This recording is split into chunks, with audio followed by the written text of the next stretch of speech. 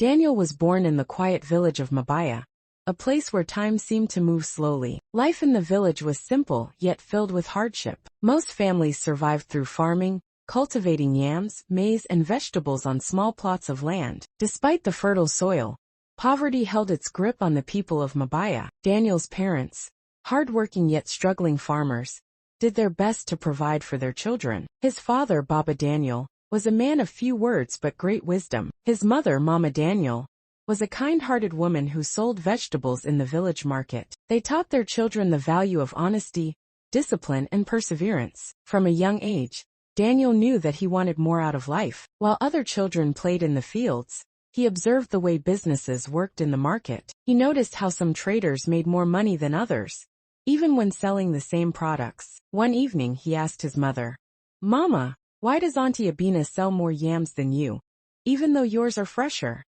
His mother chuckled, "My son, business is not just about having the best goods, it's about how you sell them, how you treat customers, and how you think ahead." That was the first lesson in business that Daniel would never forget.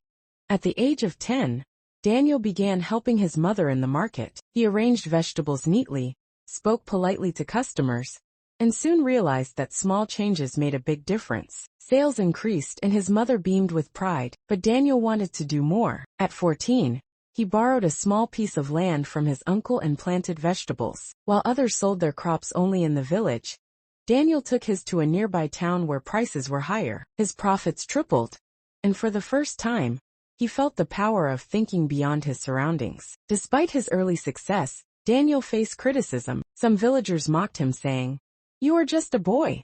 What do you know about business?" Even his friends laughed at his seriousness, but Daniel ignored them. By the time he was 18, he had saved enough money to expand his farm. But deep inside, he knew that true success lay beyond the village. One evening, as he watched the sunset, he made a life-changing decision. He would leave Mabaya and go to the city in search of bigger opportunities.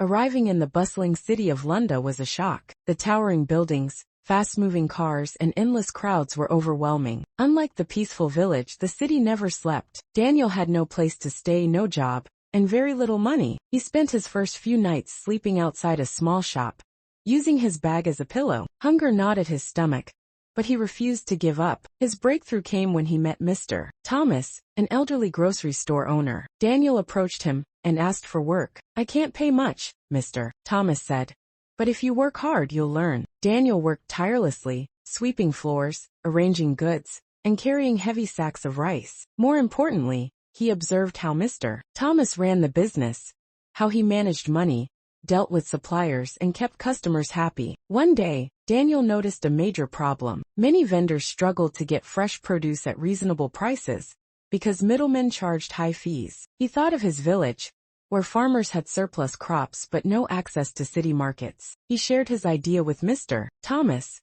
connecting village farmers directly with city vendors to cut out the middlemen. Thomas saw potential and gave Daniel a small loan. With that, Daniel traveled back to Mabaya, gathered fresh produce, and brought it to the city at affordable prices. Vendors quickly flocked to him, and his business took off. Success attracted enemies. The middlemen who had dominated the market saw Daniel as a threat. They tried to intimidate him and spread rumors that his vegetables were of low quality. One day, as he was making a delivery, a group of men blocked his truck. "This is our business," one growled. "Stay out of it." Daniel knew he had two choices: fight or outsmart them. He chose the latter. Instead of retaliating, he focused on offering better service. He ensured his deliveries were always fresh and on time. Slowly, vendors realized the truth and continued buying from him. As his business grew, Daniel hired young men from his village, giving them jobs and teaching them business skills. He expanded beyond vegetables, adding fruits, grains, and even meat to his supply chain. Thomas, watching proudly, told him, "You have turned a small idea into something big." But success is not just about money. It's about making a difference.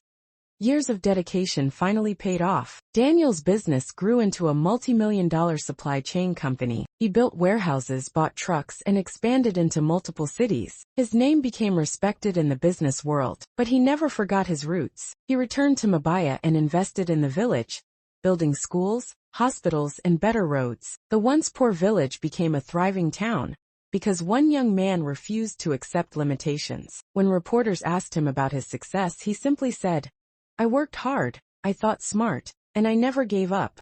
Daniel continued to grow his empire, but his greatest joy came from mentoring young entrepreneurs. He shared his story, teaching them that wealth comes from wisdom, patience, and resilience. One day, an old friend from the village asked, "Daniel, did you ever imagine you would be this rich?" Daniel smiled and said, "I always believed in the power of hard work. Success is not about where you start, it's about where you're willing to go." And with that, he continued his journey, not just as a millionaire, but as a leader who changed lives.